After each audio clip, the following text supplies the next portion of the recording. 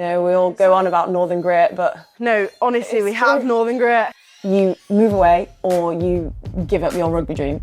You know, I can utilise my strength, and that's actually seen as a really good attribute. Plaiting has brought us closer. Yeah, it has.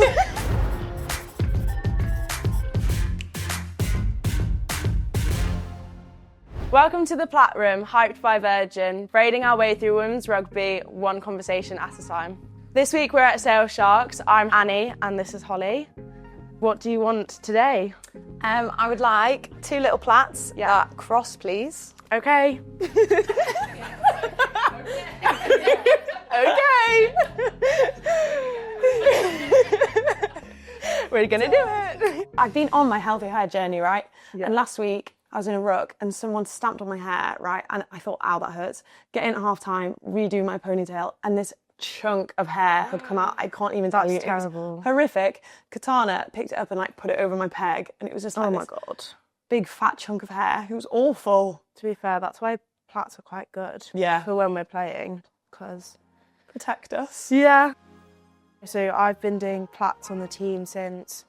I plait Scarlet last year. I don't know how much of the rest of the squad I did last year. I know, you were a secret platter, really, weren't I you? was, yeah, and then the secret was exposed this year. And ever since then, I've kind of been plaiting like everyone's. Yeah, you had some customers. Yeah, we have definitely. And sometimes I do house visits because, you know, Payment in dinner. Yeah, literally. I'm not even just saying this though. Plaiting has brought us closer. Yeah, it has. We've had you round for tea to come plait our hair before. Yeah. That's lovely. Yeah, super Poor cute. Annie.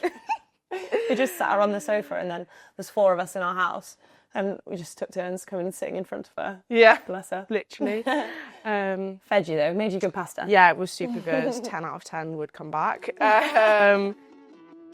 Sell out at Mawson Stadium for our first home game was unreal. Yeah, so good. Being the only like women's prem club in the north, like that's really, really special for us to have that kind of support too. I had a really nice moment where we all ran out with our mascot, so we each got like a little girl to run out with.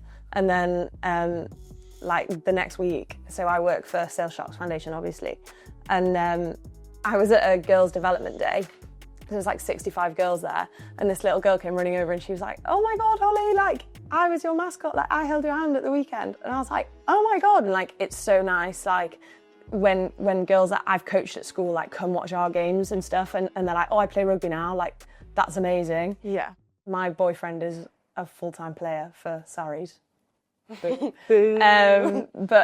yeah, so it's quite hard seeing like the complete polar difference between like men's and women's rugby, like where that's at currently. And obviously like I'm not full-time, like I have a job, but it's very rewarding in a different sense, so I don't know if I'd want to give that up yet. What about you? You're obviously student. Yeah, so I go to the University of Manchester. I do social anthropology, so balancing doing that alongside also being here and being like a bit of a younger player too. So yeah, lots to balance. My brother also goes to University of Bath and plays for their team and has recently actually gone in with Bath Rugby. Cool. So yeah, we like chat about it all the time because we're kind of in a similar boat. And he always says how like when you're not playing, you're recovering physically, and that's when you're in uni. So that's when you're like doing the mental side of stuff, and then like, so it's like the mental break is when you're playing rugby, or supposed to be when you're playing rugby, and then the physical break is when you're in uni. Like it's, yeah, quite a lot to balance. It must be maybe difficult in a way though, like you're probably not having like your typical like student experience. Are Yeah, you? no, 100%. I think it's definitely like that compromise of having to, when everyone else is going out on like maybe a Wednesday or even on like a Friday, Saturday, like we aren't, because we've got like a game. And obviously not going to go out and party the day before a game. No. You know, you have friends from here which like have the same lifestyle to you, and then that makes life a bit easier. My Friday night is on the sofa, Carb loading. Carb loading, yeah, before going to bed at like 9 o'clock. So it's obviously a bit easier because obviously I live with like 3 other players. it must be nice, like, yeah, as you say, living with other players and you're all kind of same boat. But I guess it can be bit hard when it gets like selection sometimes. Yeah, it can be difficult, I think. So me and 2 other of my housemates are all sort of back 3, which is difficult, but I think it helps that we're all such different players. Yeah, so like all have different things to... Yeah, and all genuinely want the best for each other. Like, yeah, I want to see everyone in my house like succeed, absolutely tear up, 100%. Yeah. Holly, do you find that like being in the foundation, you know, you've seen like a lot more girls getting involved with rugby and stuff? Definitely. We would go into schools like pre-summer and like no one would have a clue. Like girls didn't want to play rugby, like, and you get it, like it's raining, it's muddy, like they don't want to roll around on the floor. It's first thing on a Friday morning. I also think in schools, like it's been seen a lot more as like being a boys' sport until recently. After the World Cup, it's been massive. Like everyone's like heard about it, and like there's so many girls who now are like so much more keen to give rugby a go. I think that's what's so nice about rugby as well, though, is like there's always a place for everyone on the pitch. Rugby was a sport that I got into it because I was like, oh, like actually being a bit of a bigger girl and, you know, I can utilise my strength, and that's actually seen as a really good attribute. That's so true, isn't it? Yeah. And like for like younger girls to be Yeah, represented, 100%. like their body type represented, that's like massive. Like you look at me and you, pretty different, and play on the same team. So yeah, there's always space for everyone, which I think is lovely. What is also really interesting is young boys' attitudes to women's rugby as well. Yeah. Like you will barely ever hear, oh, like you're a girl and you play rugby, or like girls don't play rugby. Yeah. Like, it's changing so quickly. Like I joined a boys' team when I was really, really young, and like that was just unheard of. Like girls playing rugby was not a thing at all. And it was me and one other girl, Maisie. I thank God for Maisie, like all these years later, because I don't know if I'd have stayed playing rugby, being like the only girl on that team. Yeah, defo. Yeah, it's hard. Do you think when you were like playing with boys, do you think like you'd kind of be targeted because you were a girl? I don't know. You might not believe it, Annie, but I grew up as a really good tackler. Go on. Like, I was actually really good at tackling. So like not in that sense, but it was more in the sense of like boys maybe wouldn't really want to pass to you and stuff like that. Oh, okay. But I will give credit to my boys team. They liked me, they accepted me, like they did pass to me. That's good. But yeah, in the end, so no, it was really, really good.